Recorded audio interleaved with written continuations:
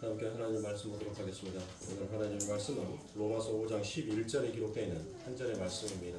제가 봉독합니다. 그뿐 아니라 이제 우리로 화목하게 하신 우리 주 예수 그리스도로 말미암아 하나님 안에서 또한 즐거워하느니라. 아멘.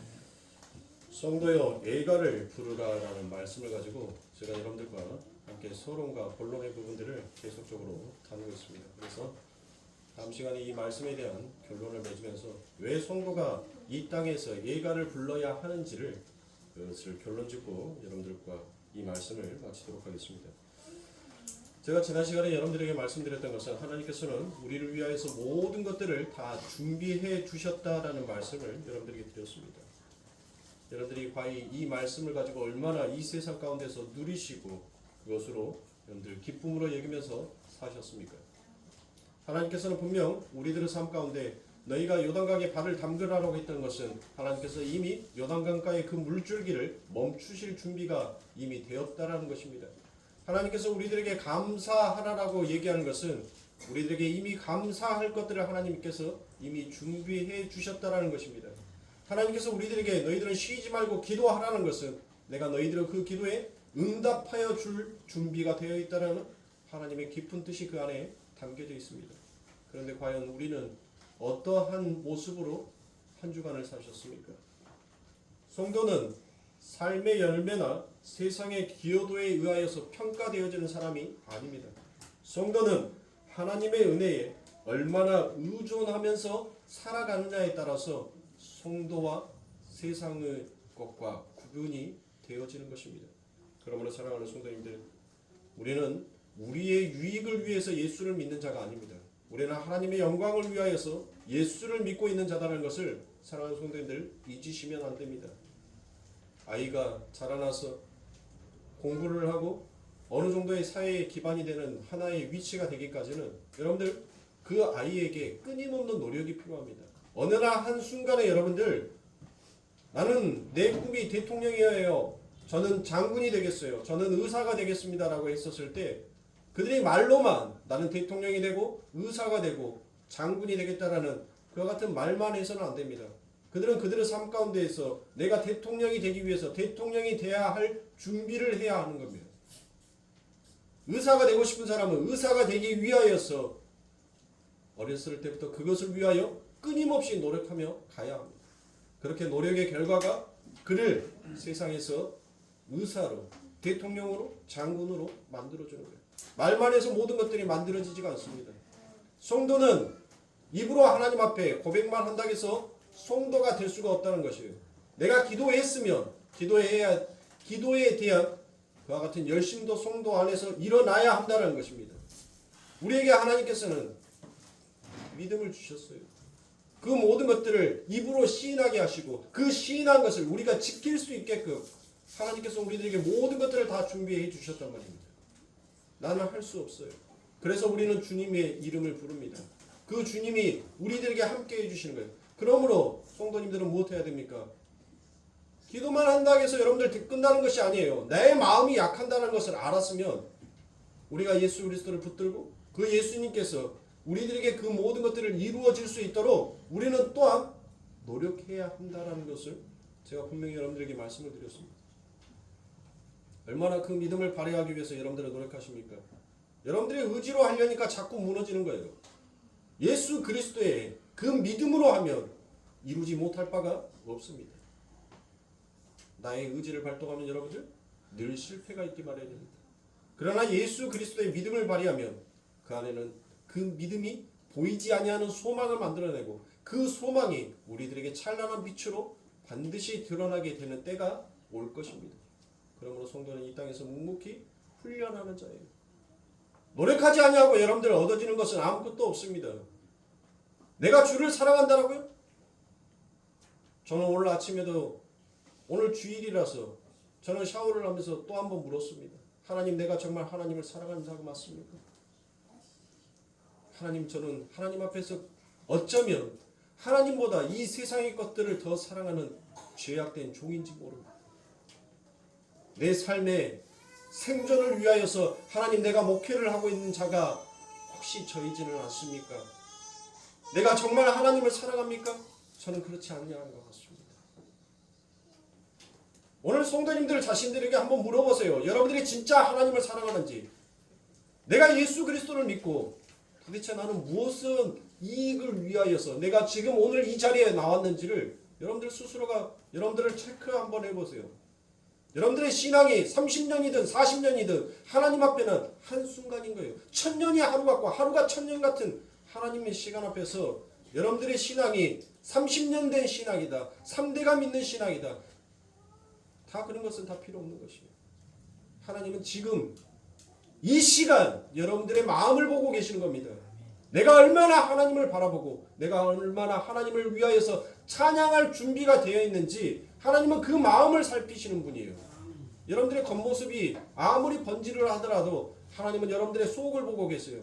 그러니까 이 시간 여러분들 은혜 받을 준비를 여러분들은 마음속에서부터 이미 시작하고 예배의 출발이 이루어져야 한다는 것입니다. 나의 이익을 도모하면 여러분들 이 시간이 지루한 시간입니다. 이 시간이 따분해요. 따분하고 지루하니까 뭐합니까? 자꾸 세상의 것들이 생각나게 됩니다. 아, 옛날이여라고 얘기하지 않습니까? 우리들에게 주어지는 시간은 단 하루밖에 없습니다. 그 하루를 내가 얼마만큼 하나님을 의존하며 사느냐에 따라서 하나님께서는 하나님이 준비하신 그 모든 것들을 우리들에게 주실 준비를 다 하십니다. 그러므로 사랑하는 성도님들, 성도는 하나님의 긍휼과 하나님의 은혜 앞에 자신의 존재를 투신할 수 있는 자가 되어야 돼요. 자신의 자존심을 챙기기 위하여서 자신을 이 세상 가운데 투신하는 자가 아니라 성도는 이 땅의 것이 아닌 하늘의 것을 위하여서 자신의 모든 것들을 던질 수 있는 자가 되어야 한다는 것입니다. 그래서 우리 하나님께서, 우리 예수님께서 그렇게 자기의 자존심을 채우고 자신의 이익만을 위하여서 사는 자들의 삶이 무엇인지를 우리 예수님께서 그들의 삶을 폭로하십니다. 그들의 삶을 공개하십니다. 그러나 그들은 끝까지 못합니까? 자기의 자존심, 자기의 이익을 내려놓지 못하더라는 것입니다. 자신의 이익과 자신의 자존심을 챙기기 위해서 여러분들 그들이 지켰던 것이 무엇입니까? 그것이 바로 율법인 것입니다. 그 율법을 가지고 그들은 자신의 자존심을 챙겼어요. 그래서 바리새인들에게 예수님께서 무엇이다라고 얘기합니까? 너희는 마귀의 자식이다라고 얘기했죠. 너희들은 독사의 새끼다. 너희들은 마귀의 자식이다라고 얘기해요. 그러자 여러분들 그렇게 자신의 자존심을 짓밟으려고 했던 예수님에게 무엇이다라고 얘기합니까? 그들이 바리새인들이 예수님에게 무엇이다라고 얘기해요. 그 예수님께서 귀신을 쫓아내자, 야, 우리가 마귀가 아니라 우리가 귀신의 자식이 아니라 야, 네가 바알세불의 그 종을 그 영을 받아서 네가 더 마귀이다라고 얘기를 해요. 그러니까 뭐 하는 거예요? 자신의 유익과 자신의 자존심을 챙기기 위한 인간들의 모든 그 행위가 결국 진짜 왕을 무엇으로 보더란 거예요? 마귀로 여겨버리더란 것이에요. 그리고 오히려 그 마귀를 뭘로 여기는 거예요? 하나님처럼 여기면서 살아가더란 것이에요. 이 땅에 있는 모든 자들이. 그러니까 섣불리 내가 하나님을 사랑합니다라는 그 고백 여러분들 하시기 전에 내 자신이 진짜 하나님을 사랑하고 있는지를 한번 여러분들이 점검해 보시란 말이에요. 오늘날 신앙생활을 그저 수박 겉핥는 식으로 여러분들 그렇게 하는 자들이 너무 많아요.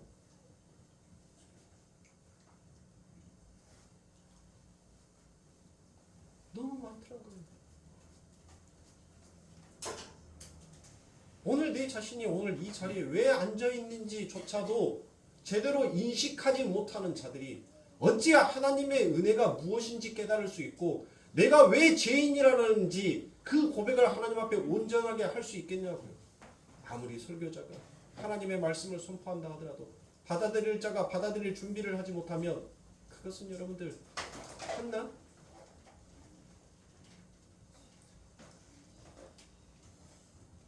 우리는 지난 시간에 유다를 통하여서 그의 모습을 통하여 우리의 모습을 보았습니다. 여러분들 우리는 과히 유다와 같은 삶을 살지 아니하고 있습니까?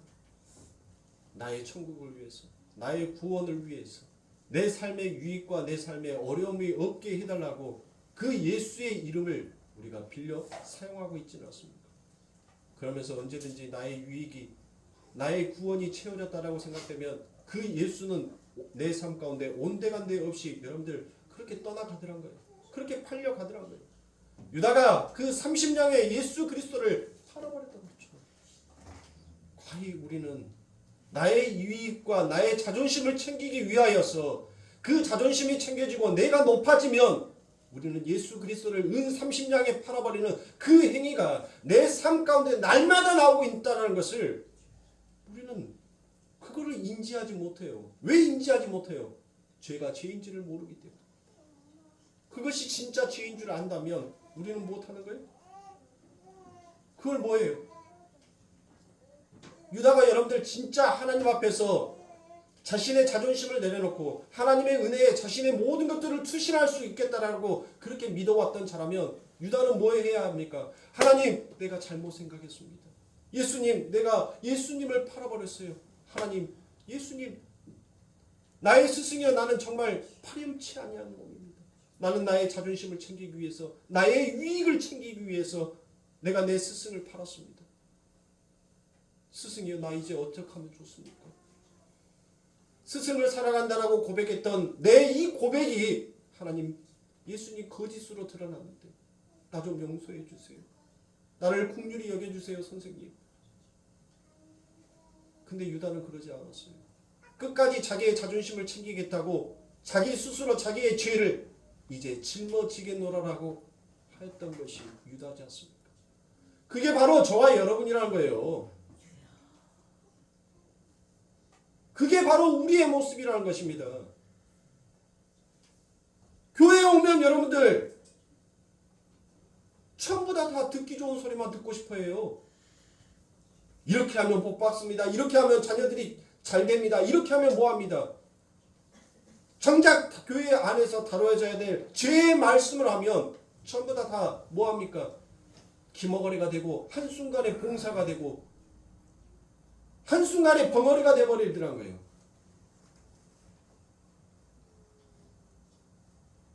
그저 세상에 들려주는 가락이라든지 세상에 즐겁게 말해주는 에어의 해피닝이라든지 그런 것들을 말해주면 하면서 여러분들 신이 나요. 얼굴에 활짝 웃음이 펴요. 그러나 진짜 말씀만 가지고 얘기를 하면 여러분들 전부 다 뭐예요? 울상이에요. 울상. 왜 나한테 당신 내 자존심을 건드려? 나는 당신이 말하는 것과 나는 전혀 상관이 없어 라고 생각하기 때문에 그래서 말씀이 받아들여지지가 않는 거예요. 지난 5년이라는 그 시간 동안 달려오면서 저는 저의 모습을 보고 우리 성도들의 모습을 이 자리에서 보았습니다. 근데 저나 여러분들이는 전혀 다를 바가 없더라는 것이죠.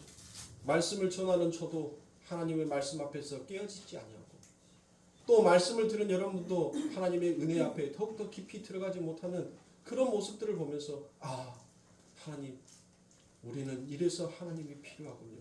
그 절실함이, 그 절박함이 시간이 묻어져 가면 묻어져 갈수록 더욱더 간절하게 터져나오는 것입니다.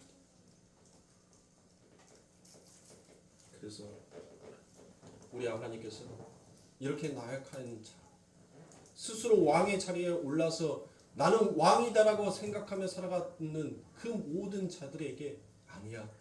너희들은 왕이 아니야. 너희들은 강한 자가 아니야. 너희들은 나약하고 너희들은 연약한 자야. 너희들은 먼지고 너희는 진토와 같은 자들이야. 이제 그 자리에서 내려와. 너희의 진짜 마음속에 있는 그 두려움, 그 초조함을 내 앞에 모든 것들을 다 토해내. 그러면 내가 그것을 통하여서 내가 너희를 이제 강하고 담대할 수 있는 자, 두려워 떨지 아니하는 자, 넘어져도 일어설 수 있는 자, 내가 진짜 왕을 만들어 줄게 라고 우리 예수님께서 말씀하십니다.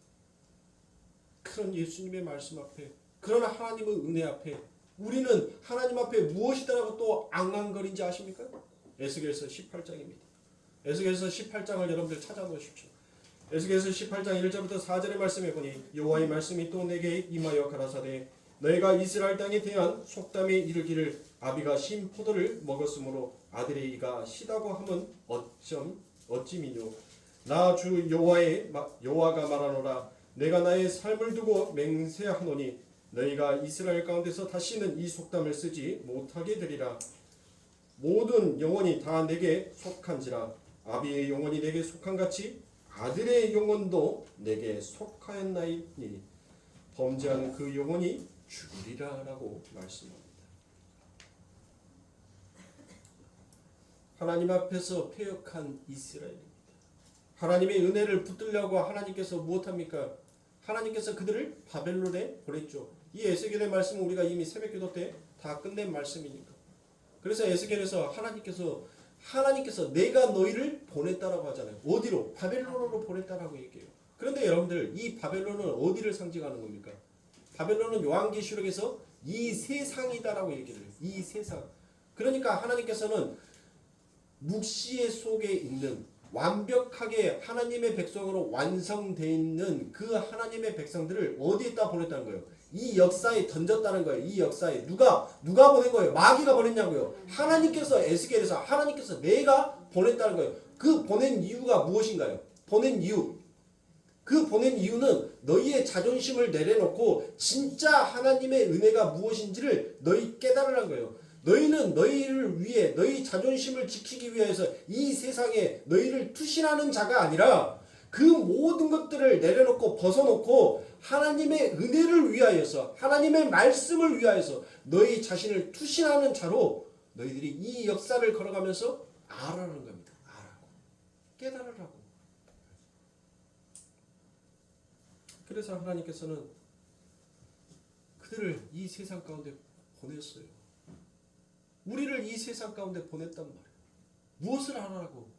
간단히 말해서 하나님의 은혜를 알아라고. 그러니까 너희들의 삶 가운데 주어지는 것이 당연한 것은 없다라는 거예요. 아무것도 당연한 것이 없다라는 거예요. 아무것도. 근데 우리들은 뭐합니까? 너무나도 모든 것들을 당연하게 받아들여요. 당연하게. 내 삶 가운데 감사로 받아들이는 것이 아니라 너무나도 당연하게 받아들이는 것들이 너무 많다는 것이에요. 원래 있었으니까. 원래 있어야 하는 거니까. 원래 당신은 내게 줘야 하는 거니까. 아닙니다. 우리들에게 처음부터 주어지는 것은 아무것도 없었어요. 하나님께서 우리의 코에 생기를 불러 넣어주시지 않으면 우리는 결코 사람이 되지 못하였습니다. 하나님께서 우리들에게 당연하게 여겨지는 것이 아니라 하나님의 은혜의 선물로 하나님께서 우리들에게 그 모든 것들이 주어지니까 이 모든 것들을 우리가 손에 쥐고 누리게 되는 것이에요. 그런데 얼척없게 여러분들 이 이스라엘 백성들이 우리가 하나님 앞에 뭘 하라고 얘기합니까?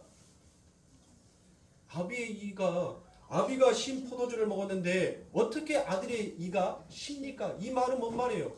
이 말은 무슨 말이냐고요? 여러분들이 이 말을 고지고대로 믿으시면 안 돼요. 네? 고지고대로. 이 말은 뭔 말이에요? 지금 하나님 앞에서 우리가 무엇을 얘기하고 있는 거예요? 공평을 얘기하고 있는 거예요. 당신은 공평하신 하나님이라면서요. 조상이 지은 죄를 가지고 왜 그 죄를 우리에게 묻습니까? 라는 그 뜻이에요. 우리의 조상이 누구예요? 아담이잖아요. 아담이 지은 죄를 가지고 왜 우리까지 죄인처럼 하나님 여깁니까? 그게 인간이 율법 안에서 자기의 자존심을 내려놓지 못한 인간의 하나님을 향한 항변인 거예요. 그거에 하나님께서는 지금 뭐라고 얘기하는 거예요? 그게 죄다라는 거예요. 죄. 너희에게 처음부터 주어진 것은 아무것도 없다는 거예요. 내가 줬기 때문에 너희들이 누린다는 것입니다. 그래서 여러분들 우리가 이 말씀을 가지고 무엇을 얘기해요? 가문에 내려오는 저주다. 예? 가문에 내려오는 저주다라는 말을 많이 쓰죠. 그 말은 뭔 말이에요? 그 집집마다 내려오는 저주가 있대요. 그래서 내적 치유를 받아야 된다고 얘기를 합니다. 그런데 그거는 말도 안 되는 소리예요. 그거는 인간이 지어낸 얘기입니다. 오늘 하나님께서 말씀하잖아요.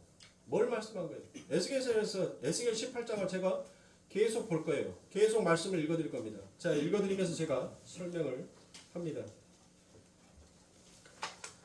자, 그들이 뭐 하라고 얘기하는 거예요? 조상들이 죄를 지었으면 조상들에게 묻지. 나는 우리들은 율법과 제사, 우리의 행위로 하나님을 열심히 찬양하고 섬겼는데 왜 그 죄를 우리들에게 묻습니까? 우리를 좀 공평하게 대해주세요.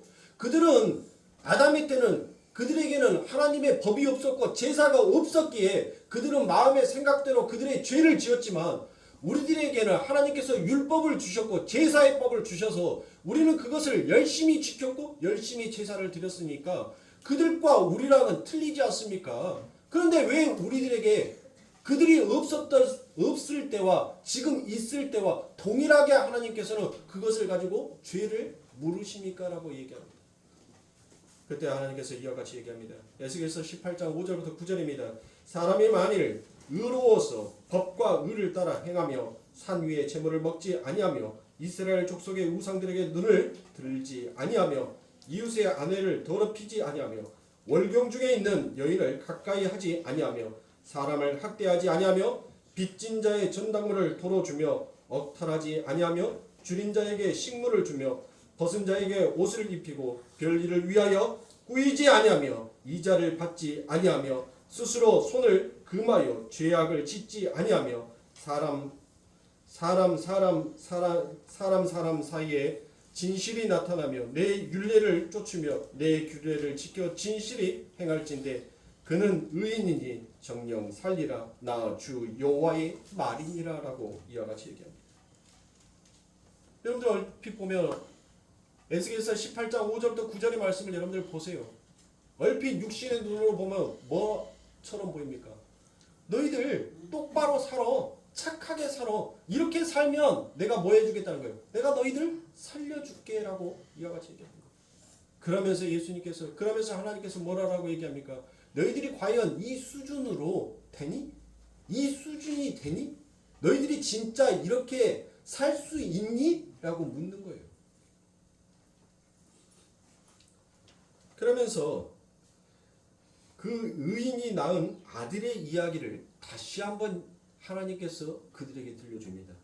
자, 18장 10절부터 13절입니다. 가령 그가 아들을 낳았다 하자 그 아들이 모든 선은 하나도 행치 아니하고 이 악 중에 하나를 범하여 강포하거나 살인하거나 산 위에서 제물을 먹거나 이웃의 아내를 더럽히거나 가난하고 궁핍한 자를 학대하거나 억탈하거나 빚진 자의 전당물을 도로 주지 아니하거나 우상에게 눈을 들거나 가증한 일을 행하거나 별일을 위하여 꾸이거나 이자를 받거나 할진대 그가 살겠느냐 살지 못하리니 이 모든 가증한 일을 하였은즉 정령 죽을지라 자기의 피가 자기에게로 돌아가리라.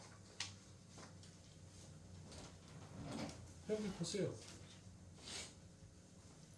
아버지가 의인으로 살았어요. 아버지가 하나님의 법을 잘 지켰다는 말이에요.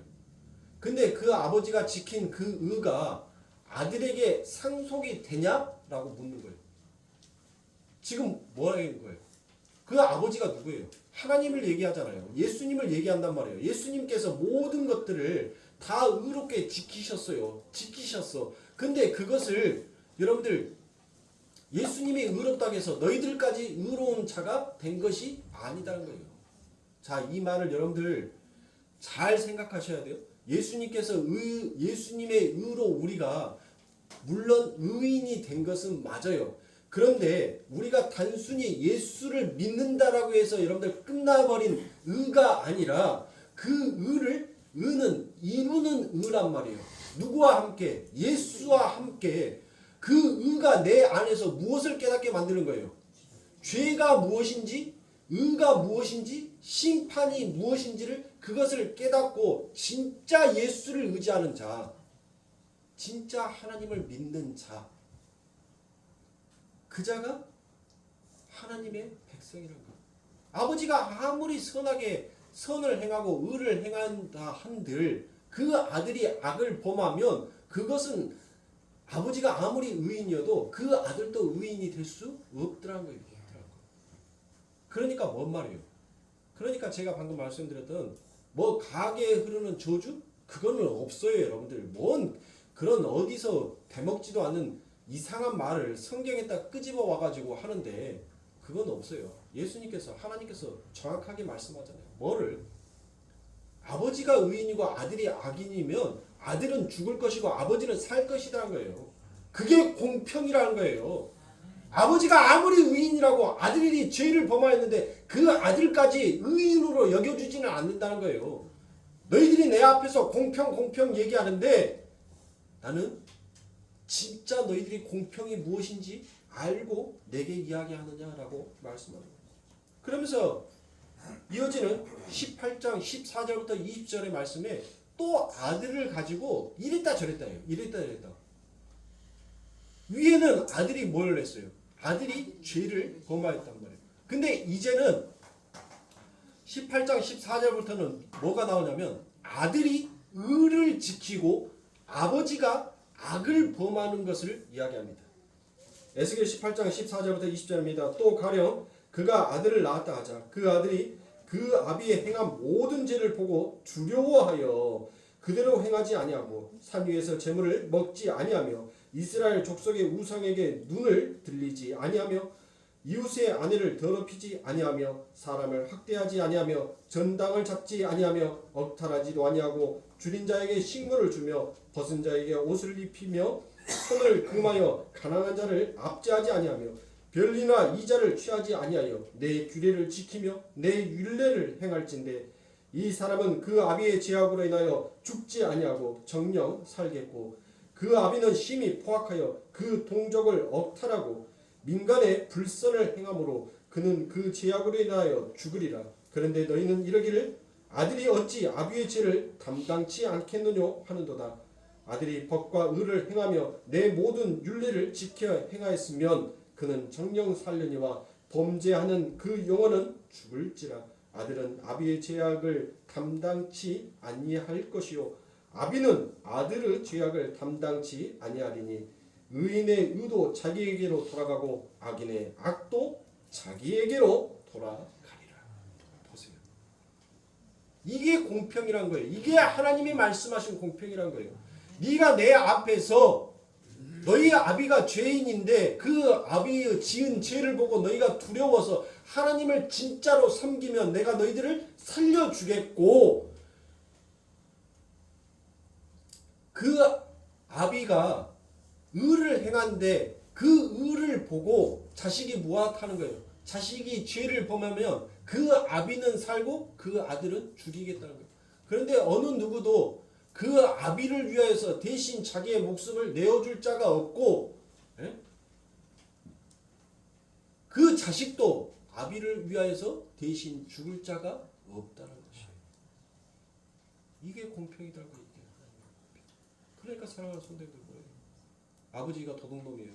그렇다고 해서 자식까지 도둑놈입니까? 아니죠. 아버지가 도둑질하는 그 모습을 보고 나는 절대로 저 인생을 살지 않겠다. 아버지처럼 저렇게 저런 오명을 쓰면서 저런 세상의 칭호를 들으면서 나는 살고 싶지 않다. 나는 열심히 공부해서 정말 정직하게 살겠다라고 하는 사람들이 있지 않습니까? 반대에 급부로 나가는 자들이 있더라는 것이에요. 아버지가 도둑질하는데 그 아버지의 도둑질이 너무 뭐예요? 너무 자랑스러워요. 너무 멋져 보여요. 그래서 그것을 본받고 싶어요. 그래서 그것을 흉내내고 그것을 따라하면 그 아들도 무엇이 되는 거예요? 도둑놈이 되는 거예요. 지금 하나님께서 말하는 것은 그거예요. 그런데 너희들이 지금 내 앞에서 하나님 나를 좀 똑같이 대해주세요. 너희들이 어찌 내 앞에서 그 말을 할 수 있냐는 것입니다. 진짜 하나님의 은혜를 안다면 우리는 하나님 앞에 무엇을 얘기해야 됩니까? 하나님, 내가 하나님 앞에서 이와 같은 죄를 범한 자가 맞습니까? 그것을 말하는 거예요. 그것을 토해내는 거예요. 무엇이? 뭐가 여러분들 토해낸다고? 교회가 토해내는 거예요. 교회가. 내가 토해내는 거란 말이에요. 그래서 히브리서 11장에서 여러분들 무엇을 얘기합니까? 보이는 것은 보이지 아니하는 것으로 지어졌다라고 얘기를 하잖아요. 그러면 보이는 것은 뭐예요? 보이는 것. 히브리서 11장에서 보이는 것. 그 보이는 것이 뭐다? 그게 교회다예요. 교회. 이 땅에 이 땅을 살고 있는 성도예요. 보이는 것이 하나님의 보이는 성전으로 지어놓은 것이 하나님의 교회니까 성도니까. 근데 성도가 이 땅에서 뭐 한다는 거예요?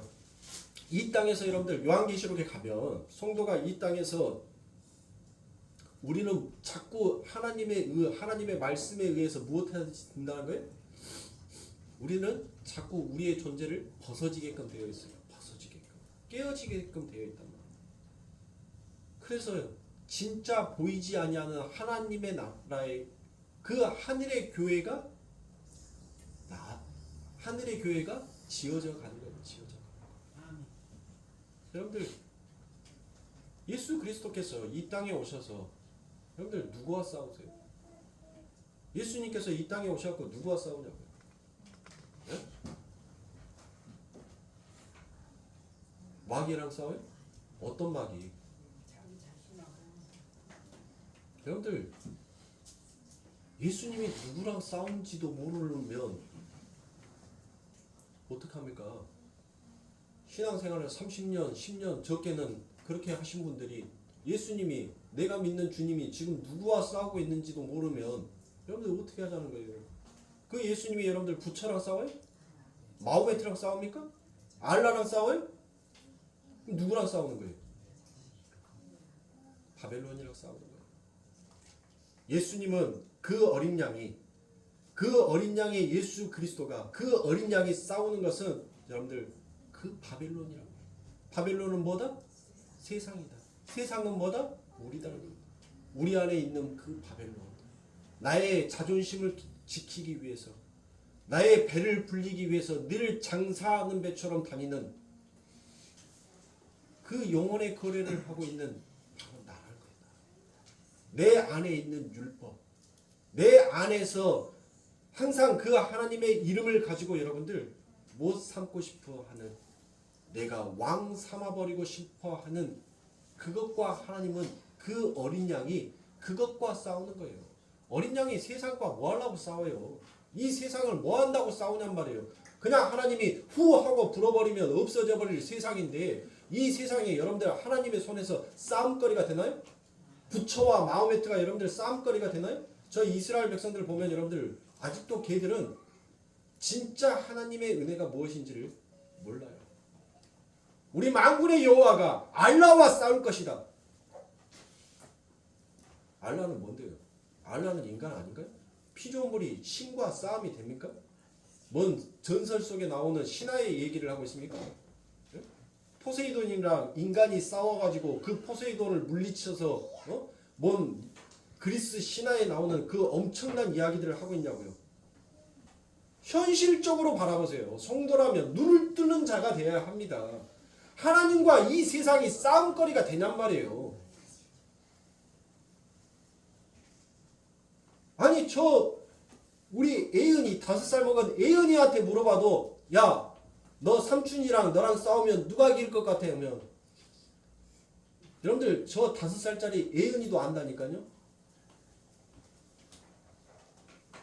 저 5살짜리 애기랑 40이 넘어간 이 삼촌이랑 싸우면 누가 이기겠습니까? 하나만 하는 소리 아닙니까? 하나만 하는 소리. 지금 하나님이 싸우고 있는 것은 내 안에 있는 율법과 싸우는 거예요. 그 율법은 뭐다? 나의 자존심을 지키기 위한. 하나님, 나는 쟤들과 달라요. 나를 똑같은 자 취급하지 마세요. 좀 하나님의 축복의 말씀으로 나를 좀 공평하게 대해주시란 말이에요. 내가 왜 쟤들과 같습니까? 내가 얼마나 하나님 앞에서 열심으로 신앙생활을 했는데, 근데 하나님께서 뭐라는 거예요? 네가 지금 공평이 무엇인지를 알고 내 앞에서 공평 그 이야기를 하느냐는 거예요. 그러면서 하나님께서 뭐하는 거예요? 그래, 네 율법의 자존심으로 네가 그렇게 열심히 지켰는데 99가지 속에서 한 가지를 어겨버리면 너 모든 것을 다 어겨버리는 것이니까, 모든 것을 어겨버리는 것이니까 너 그것을 다 지켰다라고 너의 의로 삼지 말라라고 얘기했어요. 제가 읽어드렸던 에스겔서 18장 14절부터 20절의 말씀 속에서 여러분들 우리가 과연 이 말씀 속에서 하나라도 걸리지 아니하는 말씀이 있습니까? 없지요. 저와 여러분들은 하나도 걸리지 아니하는 말씀이 없다. 이 말씀 앞에 전부 다 걸림돌이 되어서 넘어질 수밖에 없는 말씀이란 말이에요. 그래서 내 안에 계신 그 하나님, 내 안에 계신 그 그리스도가 우리를 위하여서 그 걸림돌을 치워주는 것입니다. 그 걸림돌이 뭐예요? 세상의 사람들이 믿지 아니하는 자에게는 예수 그리스도가 걸림돌이지만 하나님을 믿는 하나님의 백성들에게는 그 걸림돌이 오히려 그 집을 세우는 모퉁이 돌로, 귀한 돌로, 고귀한 돌로 사용이 되더란 것이에요. 그 돌을 아는 자만, 그 가치를 아는 자만 그것을 자신의 삶의 중심을 버티게 하는 정말 기둥의 돌로 사용하더란 것입니다. 사랑하는 우리는 우리의 자신을 위해서 여러분들 우리를 치장하고 우리를 꾸미는 자가 아닙니다. 성도는 자신의 껍데기를 훌라당 벗는 자예요. 하나님 나는 믿음이 없습니다. 하나님 나는 하나님을 사랑하지도 않습니다. 근데 그 하나님의 열심이 내 안에 껍데기가 아닌 나의 속 깊은 내면을 하나님께서 채우심으로 내가 하나님을 사랑합니다라고 고백합니다. 주는 그리스도시요 살아계신 하나님이다라는 이 고백을 하나님 내 삶 가운데서 알게 하시고 고백되게 하여 주심에 감사합니다.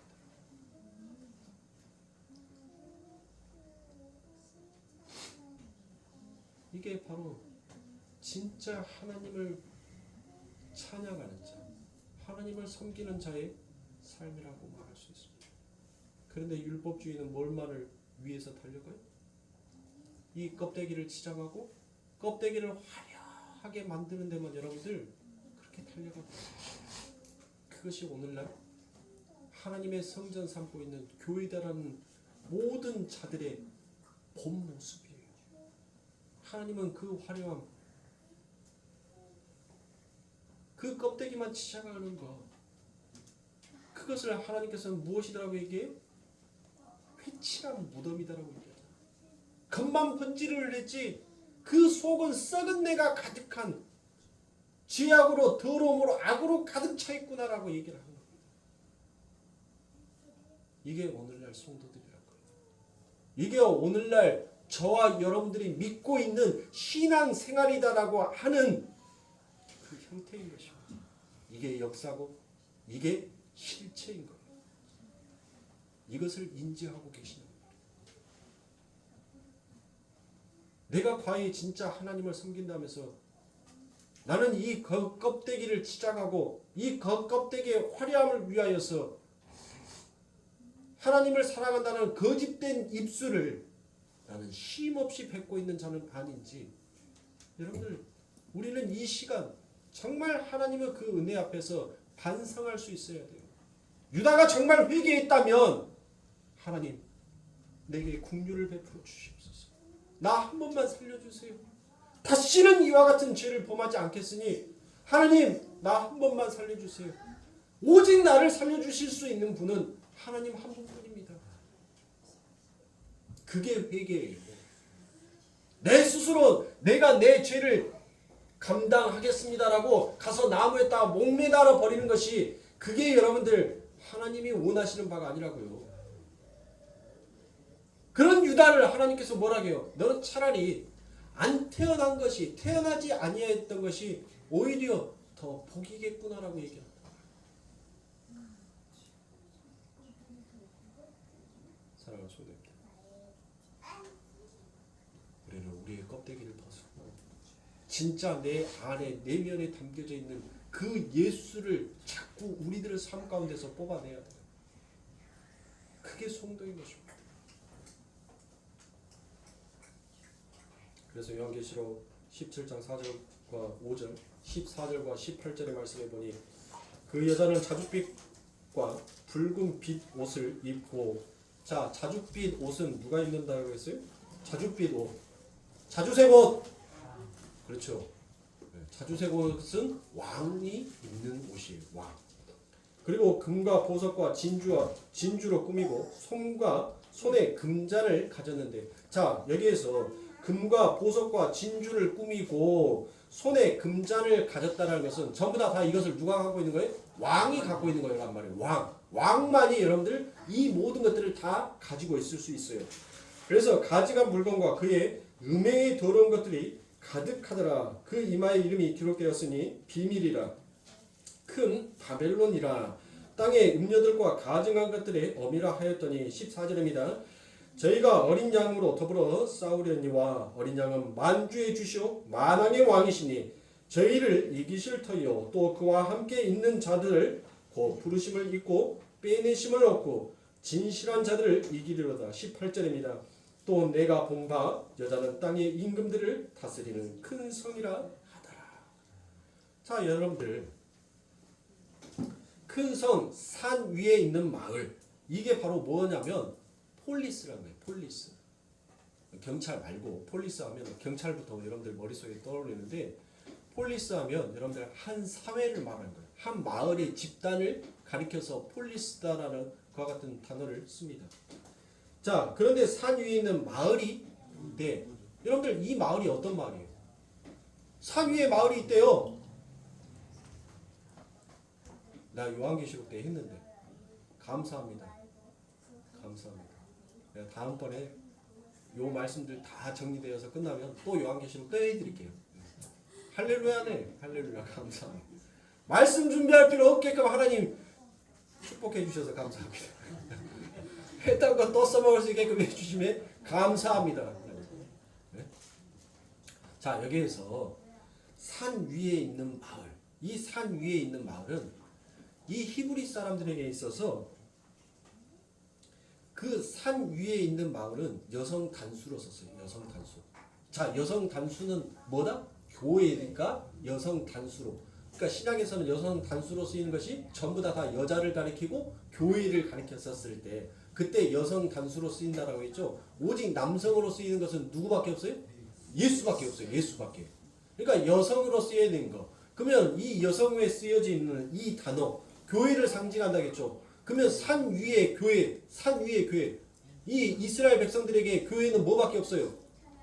예루살렘밖에 없잖아요. 예루살렘 위에 하나님의 교회가, 하나님의 성전이 있었으니까. 그쵸? 자, 그러니까 그 예루살렘은 뭐다? 그 예루살렘은 옛 성전이다. 옛 성전은 곧 뭐다? 율법이다. 그렇죠. 옛 성전하면 우리가 머릿속에서 먼저 떠오르는 것은 율법이잖아요. 율법. 그렇죠. 자, 근데 그 바벨론을 누가 다스린가 하면, 누가 다스립니다. 오늘 보니까 18절에 여자는 땅의 임금들을 다스릴 큰 성이라 하더라라고 그와 같이 얘기하죠. 땅의 왕들을 다스린다라고 그와 같이 얘기합니다. 이 세상에서 선악과를 먹고 임금 되기 위해, 하나님 되기 위해 달리는 그들을 장악하고 있는 것이 바로 뭐라는 거예요? 옛성, 큰 성, 바벨론이라는 거예요. 바벨론은 뭐다? 이 세상이다라고 얘기했잖아요. 이 세상. 그렇죠? 그런데 그 바벨론의 포로로 하나님의 백성들이 지금 무엇에 있다는 거예요? 들어가 있잖아요. 에스겔에서 보니까 누가 하나님께서 그 바벨론에 보내요? 하나님께서 그 바벨론에 이스라엘 백성들을 보내셨다라고 말씀을 하셨잖아요. 그렇죠? 자, 그러니까 이 바벨론 포로로 누가 보냈다는 거예요? 하나님의 백성들을 하나님이 이 역사 가운데 보냈다는 것입니다. 그런데 그들에게 당하니까 그들이 여러분들이 뭘 깨닫더라는 것이에요? 뭐를? 자신들의 힘으로, 자신들의 열심으로 여러분들 자꾸 뭘 합니까? 하나님을 의지하라고 하나님께서는 그들을 바벨론 포로로, 그들의 죄악 때문에 바벨론 포로로 보내놨는데, 그들이 여전히 그 역사 가운데에서 그들의 죄를 깨닫지 못하고 그들은 뭐를 의지하더라고요? 자꾸 세상의 힘을 의지하더라고요. 그들이 뭘 의지합니까? 그 바벨론에서도 그 하나님의 성전, 예루살렘, 구약, 율법, 자신들의 자존심이 걸려져 있는 그 예루살렘이 멸망하지 아니한 것은, 그 성전이 파괴되지 아니한 것은 아직 하나님의 신이 그곳에 머물러 있고 하나님께서 반드시 우리를 회복시켜 줄 것이다. 즉 그 말은 뭔 말이에요? 난 너희들과 달라. 여러분들 TV에서 나오죠? 그 청학동 애기들이 특곱탕은 뭐예요? 라고 하니까 뭐가 다르도 다르겠지 라는 그 말 하죠. 예. 이 이스라엘 백성들은 지금 예루살렘 그곳에 하나님의 교회가 있단 말이에요. 보여지는 교회가 있어요. 보여지는 교회가. 그러니까 그들은 진짜 보이지 않는 하나님을 의지하는 것이 아니라 늘 보이는 교회를 의지해 버리더란 것이에요. 그래서 하나님께서 에스겔에게 이제 무슨 소식을 듣게끔 전파합니까? 그 성이 무너졌다라는 그와 같은 그 성이 돌 위에 돌 하나도 남지 않냐고 철저하게 파괴되었다는 소식을 에스겔이 듣지 않습니까? 그때 에스겔이 여러분들 하나님 앞에 불평을 토하지요. 그래서 하나님께서 못합니까? 네가 그 보이는 교회가 진짜 하나님이 머물러 있는 성전인 줄 알고 내게 불만을 표하느냐라고 말하지 않습니까? 성전은 지금 내가 너와 함께 있지 않느냐라고 얘기를 하잖아요. 성도는 이 바벨론에서 여러분들 무엇하는 자예요? 이 바벨론에서 세상의 힘을 의지해서 내 힘으로 하나님 이 바벨론에서 이 포로 생활에서 내가 탈출해 보겠습니다가 아니에요. 이 바벨론의 포로에서 하나님의 뜻이 무엇인지를 하나님 내가 알기를 원합니다. 아, 하나님 이 바벨론에 나를 포로로 보냈다는 것은 하나님 내가 의지하고 내가 가지고 있었던 모든 것들을 하나님 내려놓게 하시기 위한 하나의 처절한 하나님의 방법이었군요. 도구였군요. 여러분들 생각해 보세요. 네? 생각해 보시라고요. 포로가 지 것이 어디 있어요? 자기 것이 어디 있냐고요. 포로는 가지고 있는 것도 뺏기는 것이 포로인 겁니다. 여러분들 나만 연속극 보는 것 같아. 맨날 성경 아니 예배 시간에 뭔 연속극 얘기하면은 나만 보는 것 같아. 나만. 네. 여러분들 세상 얘기하면은 눈 동그랗게 뜨는 사람들 있어요.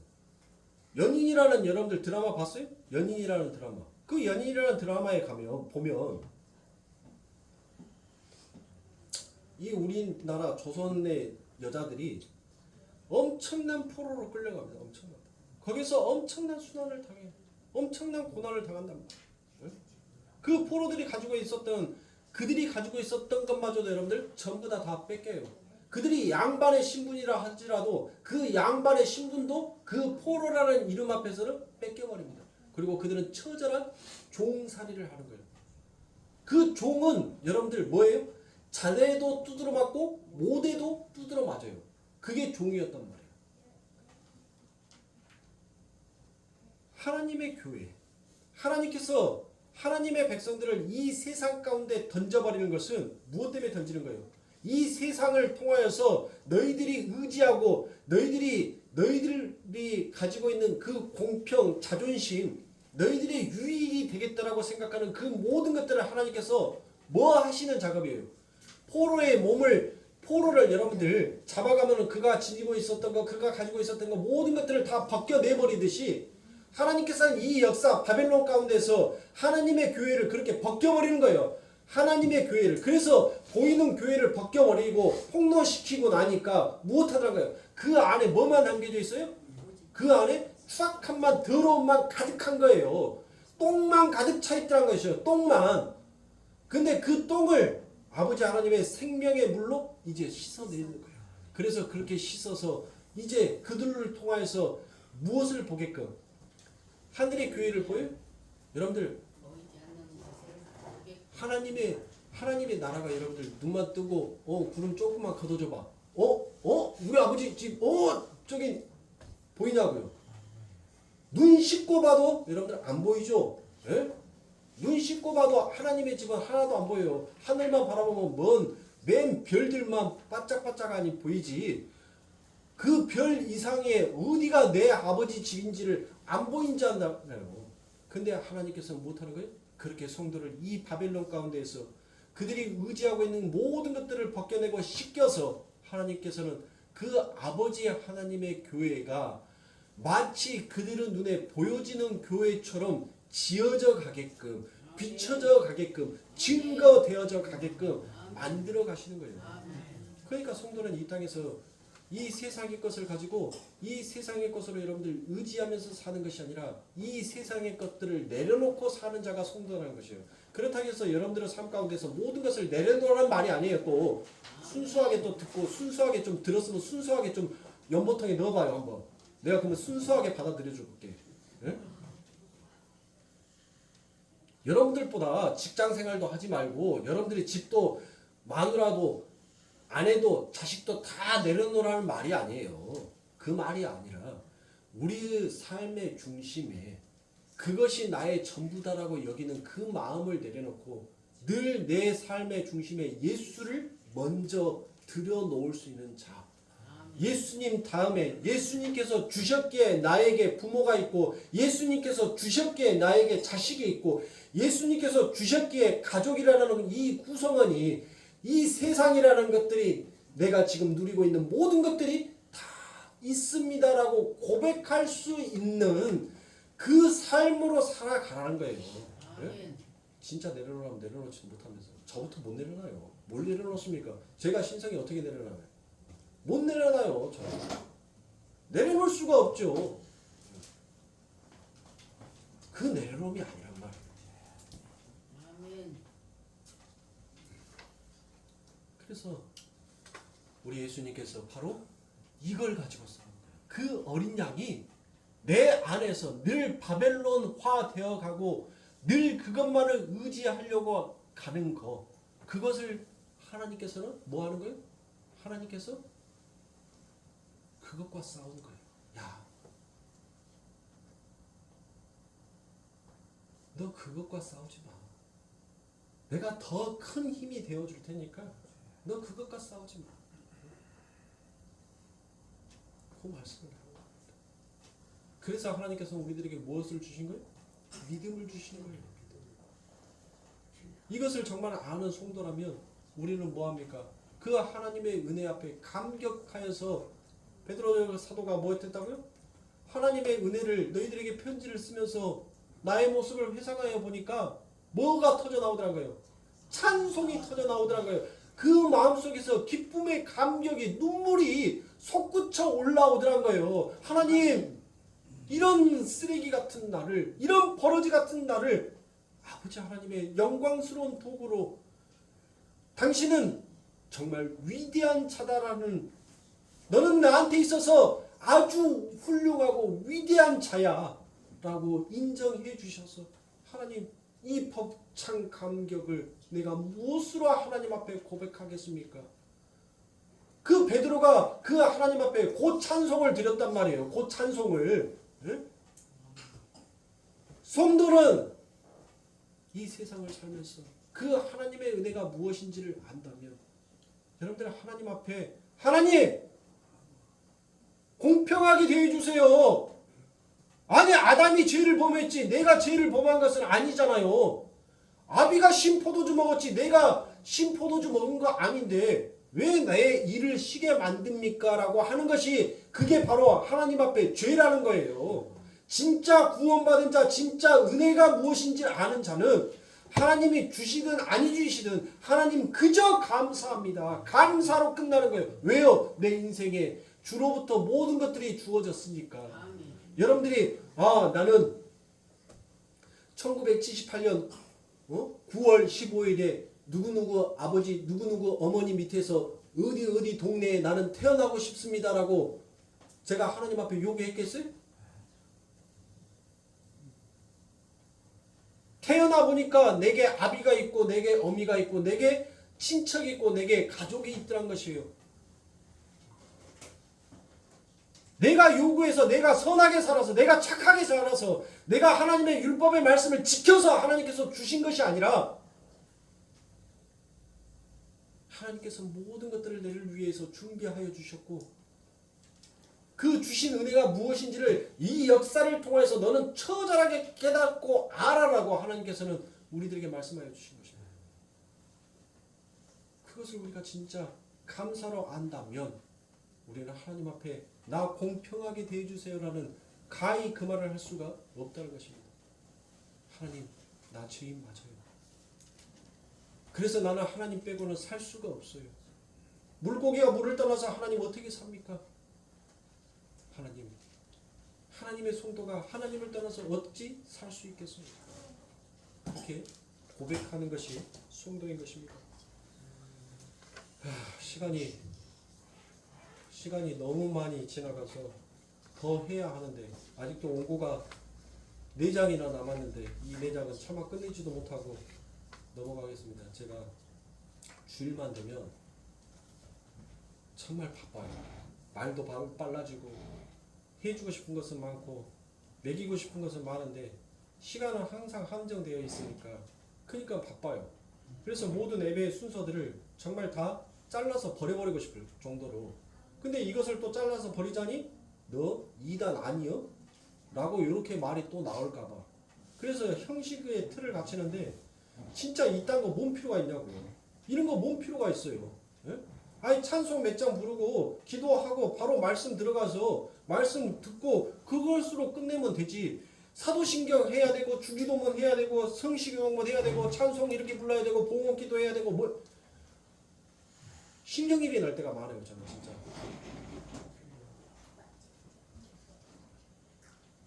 딱 잘랄 것은 잘라버리고 좀 간단하게 가서 찬송 몇 장만 딱 부르고 그냥 예배 시작 전에 그냥 준비 찬양 다들 힘차게 아는 찬송으로 힘차게 박수 치면서 열심히 부르고 그래서 기도하고 바로 딱 말씀 들어가서 선포 끝나고 가면 좋은데 시간이 벌써 12시 반입니다. 저 끝내야 돼요. 안 끝내면 우리 성도들 이제 힘들어서 이제 또아리 틉니다. 허리가. 그러니까 오늘 끝내드릴 거예요. 이런 목사의 마음 아세요? 먹이고 싶고 먹여야 하고 또 먹여도 부족하다라고 생각하는 근데 이 예배에 여러분들 집중해야 돼요. 저는 다른 때는 안 피곤한데 주일 예배만 드리고 나면 오후에는 몸에서 힘이 쭉 빠져요. 기운이 없어요. 아무튼 못다한 말씀은 어떻게 할 겁니까? 다음 시간에 또 해야지. 사랑하는 성도님들, 오늘 말씀의 핵심은 이거예요.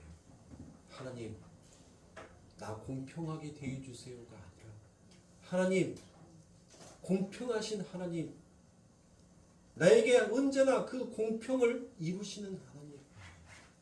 그래서 나는 하나님이 필요하고 나는 그래서 하나님이 감사합니다. 이런 찬송을 하나님 앞에 올려드릴 수 있는 우리 성도님들이 되시길 저는 간절히 바랍니다. 간절히. 일주일 동안 그렇게 살다가 얼굴 보자고요. 꼭 그렇게 사세요. 하나님 고맙습니다. 하나님 감사합니다라는 그 고백으로 살아가는 우리 성도님들이